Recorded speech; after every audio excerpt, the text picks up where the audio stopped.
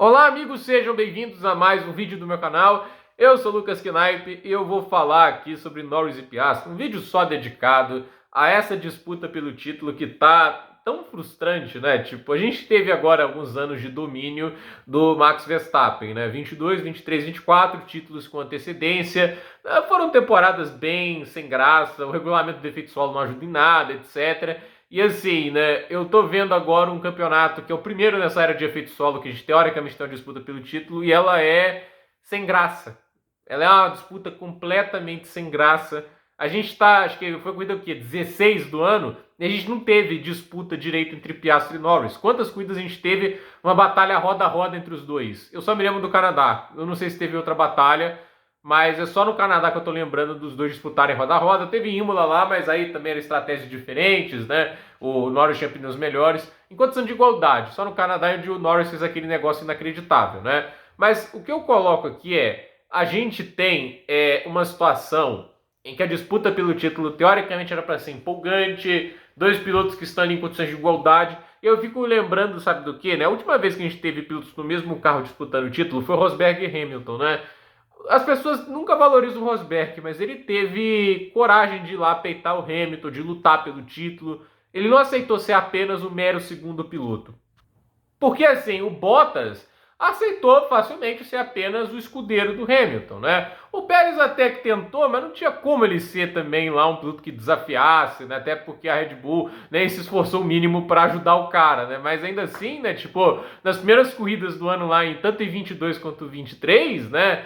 Ele não estava querendo ser escudeiro do Max Verstappen, né? Ele ficava frustrado toda vez que a Red Bull atrapalhava ele. Inclusive tem um rádio no GP da Arábia Saudita de 23, né? Que a equipe pede para abaixar o ritmo para 33,0. Naquele momento os dois estavam andando em ritmos parecidos e a vantagem do Pérez era uns 4 segundos e meio para o Verstappen. E a primeira coisa que ele fala é: qual é o ritmo do Verstappen, né? Aí o cara fala que continua sendo 32 baixo, então por que você está me pedindo para desacelerar? Então, essa postura, eu sinto falta nesses dois aí que estão disputando o título, né? Do Rosberg, por exemplo, né? Atacando o Hamilton no Bahrein, no Canadá em 2014, na Malásia em 2013. O primeiro ponto de desentendimento entre Rosberg e Hamilton foi em 2013 na Malásia. O Rosberg foi instruído a não atacar o Hamilton, ele atacou, ele foi para cima. E assim, isso era postura claramente de um cara que assim, eu tenho ritmo para passar o cara, eu tenho ritmo para lutar por esse pódio, eu vou.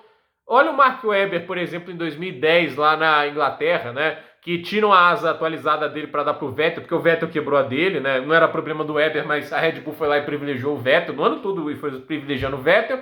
Ele ganha a corrida, o que ele fala no rádio? Nada mal pro piloto número 2, né? Ele dá o alfinetado, porque ele era o líder do campeonato, acho que no fim daquela corrida. E assim, eu olho para esse tipo de postura e eu penso, né, cara, olha essa questão do Piastri, ele entregou uma posição porque erraram o box do Norris. Como é que ficaria a Senna? Como é que ficaria Nelson Piquet? Qualquer piloto campeão? Você acha que o Schumacher ia entregar? Eu lembro de uma vez, né, que foi o GP de Mônaco 2005, né, que o Barrichello ficou revoltadaço com o Schumacher, porque na última volta, foi na saída do túnel, o Schumacher passou ele, né? Eu falei assim, é um absurdo o cara me atacar apenas pela sétima posição, só valia 2 pontos, né? Foi aí que eu vi quem tinha mentalidade de campeão e quem não tinha, né? O Schumacher viu a oportunidade de ganhar 1 ponto a mais, não pensou 2 vezes e atacou o companheiro por isso, né? Aquilo só me faz ter mais respeito pelo cara, né? O cara em Mônaco conseguiu ultrapassar o companheiro porque ele acreditou que ele não ia atacar. E assim, eu fico olhando para isso, né? Essa é a postura do cara que um dia foi o rosto da categoria, né? A gente tem o Lewis Hamilton, o cara fez lá em 2016 em Abu Dhabi, ele segurou o grid pro Vettel, pro Verstappen atacarem o Rosberg para ele ter uma chance de título, né? Era esse o nível de competitividade, né? O Rosberg estava disposto a bater no Hamilton para ganhar a corrida, a gente viu lá na Áustria. É assim, o cara não vai aceitar a derrota facilmente, o cara às vezes vai passar do limite, mas a gente prefere ver isso do que um piloto entregar uma posição, porque a equipe errou no box, gente. Essa situação foi criada pela McLaren, não pelo Piastri. O Piastri não tem obrigação de devolver a posição. Eu acho essa disputa limpinha que eles estão fazendo, que não é limpinha, é artificial, né? Ninguém se importa com isso, gente. Você acha que as pessoas ficam empolgadas por isso? Aí a gente vê lá o improvável. O povo italiano ferrarista ovacionando o Verstappen, vaiando a dupla da McLaren. E chegou a esse ponto, né? E assim, dois pilotos que claramente assim, não parecem estar disputando talvez a única chance de ganhar um título mundial, que a gente nunca sabe o amanhã. Ano que vem é regulamento novo. Ano que vem, a gente não sabe se a McLaren vai ser o melhor carro. Provavelmente vai ter o melhor motor. Tudo indica que a Mercedes tem o melhor motor para 2026. Mas assim, essa pode ser a única chance deles ganharem o título mundial. E é desse jeito que eles vão se comportar, né? Tipo, ele teve um erro de parada, a equipe mandou entregar. Eu entrego, né? Pô, que saco, aconteceu isso com ele. A minha pergunta, vocês acham que o Verstappen ia entregar? Ele mesmo faz deboche no rádio. Ele entregou só por causa de um pit ruim? Ele dá risada. Entende? Eu não acho que o Leclerc ia entregar, não acho que ninguém ia entregar a posição assim, com competitividade alta. Então, assim, eu acho muito triste que a disputa da Fórmula 1 de título tá entre esses dois. Assim, e só tá, gente. A verdade é essa. Me desculpe se você é fã dos caras. Só tá lá porque o carro é muito melhor. Se o carro estivesse no mesmo nível da Ferrari, da Mercedes, da Red Bull, não tava brigando pelo título. Ano passado, o carro da McLaren era melhor que o da Red Bull e o Norris não tirou a diferença do Verstappen. Se a gente começa a pegar do GP de Miami pela frente, o Verstappen ainda pontuou mais que o Norris. Vocês têm ideia disso, entende? Que o Verstappen, com um carro que já estava claramente problemático, ainda pontuou mais que o Norris? Porque ele ainda estava em condição de brigar. E aí, hoje a gente vê, né, essa situação, o Verstappen está lá 90 e poucos pontos atrás, é altamente improvável que ele vá conseguir buscar esse campeonato, né? Mas a verdade é que, assim, dá aquela impressão, se esse cara tá um pouquinho melhor, né? Ele ainda estaria disputando o título, né? E ele seria um perigo que claramente esses dois iam temer e, ao meu ver, tremer na base quando vem ele no retrovisor. Porque essa é verdade, né? Tipo, quando não tá numa disputa mano a mano, você vê em condição de disputa mesmo, né? Não em superioridade máxima, né? A gente vê que o Verstappen é capaz de superar esses dois, né?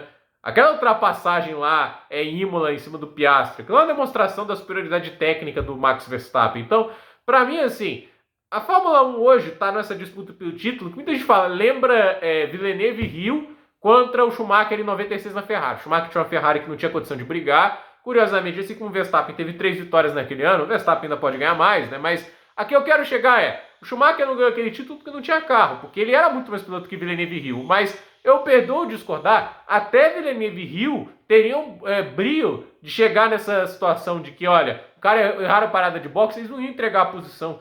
Então, assim, chegamos num ponto baixo na disputa pelo título, porque não basta o fato de que a gente tem um monte de coisas até agora, a gente não tem nenhum duelo direto entre os dois. Porque na Mercedes lá, o Hamilton e o Rosberg, era quase toda hora que tinha um duelo entre os dois, era um duelo que saía lasca. Em 2014, eles duelaram no Canadá, no Bahrein, em Spa, no Japão, no Brasil. Cara, era o tempo todo, os dois estavam lá duelando e ninguém dava a pista pra ninguém. Era uma batalha dura, agressiva, e assim, chegou a furar pneu de um. Na Espanha, em 2016, os dois bateram. Na Áustria também bateram.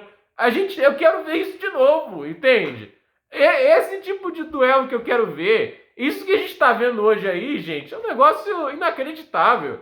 A gente não consegue ficar minimamente empolgado com isso. Porque, claramente, né, dois pilotos que não parecem ter o brio e a vontade necessária para ser campeão do mundo acima de tudo, né? O Norris fala, eu posso ser campeão do mundo sem ser um babaca, né? Ele falando esse tipo de coisa, o que é um pouco engraçado, porque ele já foi muito babaca em várias declarações dele. Ele acha que é humilde e não é tão humilde assim, não. Agora, tanto é que assim, ele foi um babaca ano passado no Brasil, falar, foi sorte do Verstappen. Isso não é talento, sair de 17º para primeiro na chuva, isso não é talento, isso é sorte, né? Ele quer falar que não é babaca, mas ele faz isso quando tem uma situação de derrota, né? Mas o que eu coloco aqui né? Tipo, ele não é nem humilde, nem campeão mundial do jeito que as coisas estão indo. E pra mim, assim, tá faltando emoção nesse título. Eu espero que essas últimas corridas deem uma melhora, né? Porque se não der, gente, pelo amor de Deus, né? Esse campeonato da Fórmula 1 a gente tá tendo a disputa de título que não empolga, né? Porque assim, ano passado, ano retrasado, tudo isso não tinha disputa de título nenhum, mas pelo menos você podia admirar a genialidade do Max, algumas corridas saindo lá de trás e ganhando, etc, né? Você podia reconhecer o piloto genial, né? Hoje nem isso dá para reconhecer, porque você não vê genialidade em nenhum dos dois pilotos que disputam pelo título. Qual foi a atuação genial dessa temporada dos dois? Para mim, a melhor atuação na temporada é a que o Verstappen fez ontem, em termos de ritmo de corrida. Pode ser a que o Verstappen fez em Imola, no Japão. As melhores corridas do ano ainda me parecem ser as do Verstappen, não as do Norris ou do Piastri. Então, gente, por esse vídeo é isso. Dúvida nos comentários, deixe seu like, se inscreva no canal, compartilhe esse vídeo e até o próximo vídeo.